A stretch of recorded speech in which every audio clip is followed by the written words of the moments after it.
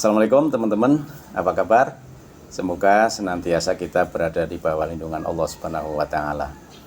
Teman-teman sekalian, bicara tentang kepedulian kita terhadap lingkungan hidup, tentu isu ini adalah isu yang lintas umat, lintas wilayah, lintas negara, karena dampak yang terjadi atas tindakan kita, tindakan manusia di muka bumi ini, dampaknya bisa meliputi seluruh planet bumi kita.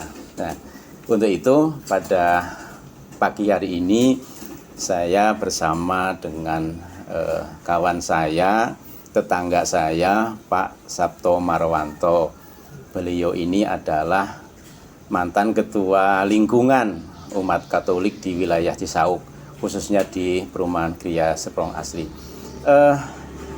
Saya bertamu ke sini ya idep-idep lah istilahnya ya, idep-idep ingin tahu bahwa seperti apa sih sebenarnya pandangan kaum Katolik terhadap kepedulian terhadap lingkungan hidup.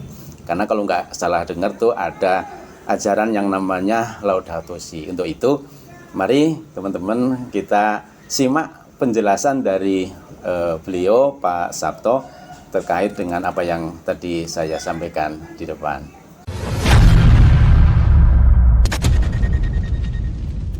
Silakan Pak Sabto. Baik, selamat pagi, salam sejahtera. Saya ingin sedikit memberikan pengetahuan yang tidak banyak mengenai kepedulian kita terhadap lingkungan menurut pandangan gereja. Jadi Bapak Paus pernah menyampaikan ensiklik yang berjudul Laudato Si.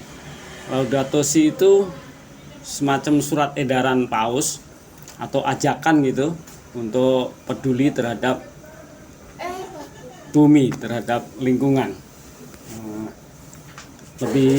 Lebih kecilnya terhadap lingkungan. Artinya kita diajak untuk umat Katolik khususnya dan dunia pada umumnya itu peduli terhadap lingkungan, merawat bumi. Seperti lebih luasnya kepada negara-negara mungkin bisa menerapkan aturan-aturan bagaimana supaya kepedulian terhadap bumi itu terjaga. Akan tetapi aturan-aturan saja rasanya tidak cukup. Jadi Bapak Paus mengajak untuk mengedukasi ke masyarakat bawah, umat khususnya, supaya merubah pandangan, merubah etika bahwasanya kita harus benar-benar peduli dengan lingkungan kita di mana kita tinggal. Ajakan itu ya berupa misalnya anti plastik, boleh dibilang anti plastik atau styrofoam. Penggunaan plastik styrofoam itu diminimalkan, dikurangin ya. Lalu kemudian ada program biopori juga, lubang biopori yang dimana lubang itu dibikin bisa per rumah atau ya lubangnya kecil sih, hanya untuk menampung sampah-sampah rumah tangga gitu yang bisa hancur, dimasukkan ke situ, seperti halnya kompos juga. Itu Pak. Implementasinya ya, dari apa namanya tadi, eklektik ya? Iya, ensiklik ya, ya, ensiklik. Semacam surat edaran gitu. Tapi kalau di gereja sendiri gimana? Barangkali kan sebelum ke umat Katolik mungkin di tingkat gereja ada perlakuan khusus.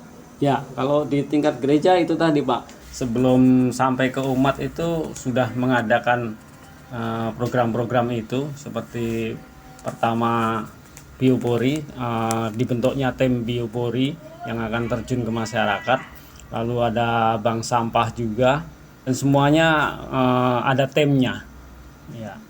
Untuk penanganan hal itu seperti bank sampah sendiri sudah berjalan, tim biopori juga berjalan, semua yang program di gereja memang sudah berjalan. Ada juga tim yang kreativitas di gereja itu yang mengajarkan memanfaatkan daur ulang seperti sampah-sampah bekas kopi dibikin kerajinan ya, semacam tempat tisu. Lalu kemudian ada lagi satu lagi itu kertas-kertas bekas seperti bekas majalah, bekas koran gitu juga bisa dimanfaatkan untuk kerajinan. Nah,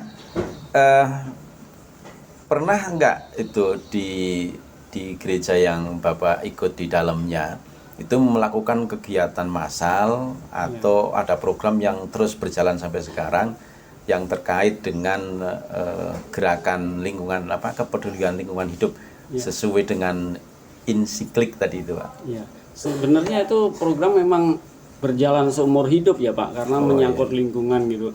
Cuman ya itu tadi kadang-kadang pada prakteknya pelaksanaannya itu umat kadang memang beberapa ada yang kurang peduli gitu.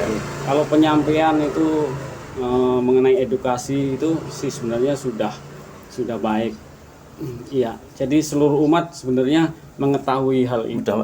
Karena selalu disampaikan juga ya. Secara moral kita memang memiliki tanggung jawab ya, Pak. Jadi tidak bisa seenaknya aja atau cuek dengan ajakan itu gitu. Memang kita harus melakukan hal itu gitu. Cuman ya itu tadi kadang-kadang memang karena kesibukan sehari-hari barangkali ya umat itu jadi kurang peduli, kurang melakukan hal itu gitu. Yeah. Jadi begitu ya teman-teman ya. Jadi kita memang kalau sudah bicara tentang kepedulian lingkungan memang kadang-kadang tidak bisa dibedakan antara umat agama satu dengan yang lainnya, karena itu kembali ke pribadi masing-masing. Karena yang pada intinya kan masing-masing agama kan sudah mengajarkan ya Pak Sabto ya, sudah mengajarkan bagaimana bumi yang sudah diciptakan oleh Tuhan, diciptakan oleh Allah Subhanahu wa taala ini kan harus dirawat dengan sebaik-baiknya. Makanya tadi kita mendengar ada istilah merawat bumi gitu. Laudato Si. Untuk umat Katolik sendiri sih seringkali dalam pertemuan lingkungan itu memang selalu diajak untuk peduli dengan lingkungan, terutama sampah, lalu kebersihan lingkungan dan sisa-sisa makanan yang bisa dimanfaatkan untuk kompos gitu, untuk sampah gitu. Itu selalu dianjurkan supaya kita peduli dan melakukan hal itu. Ya, itu. Jadi itu sebagai upaya ya. Karena memang upaya itu apapun sejauh apapun yang dilakukan oleh orang lain ya kan, itu tentu kita harus berangkat dari diri kita sendiri juga kan, untuk melakukan hal itu. Nah, mulai dari diri sendiri. Jadi pada intinya teman-teman sekalian, pada pagi hari ini kita sudah sedikit mendapatkan wawasan lah ya, bagaimana kita semua warga negara, semua warga bumi memang harus memiliki kepedulian terhadap lingkungan hidup, terhadap bumi. Mari kita rawat bumi kita dengan sebaik-baiknya, dengan tindakan-tindakan yang tidak merusak bumi. Akhirul kalam, Assalamualaikum warahmatullahi wabarakatuh.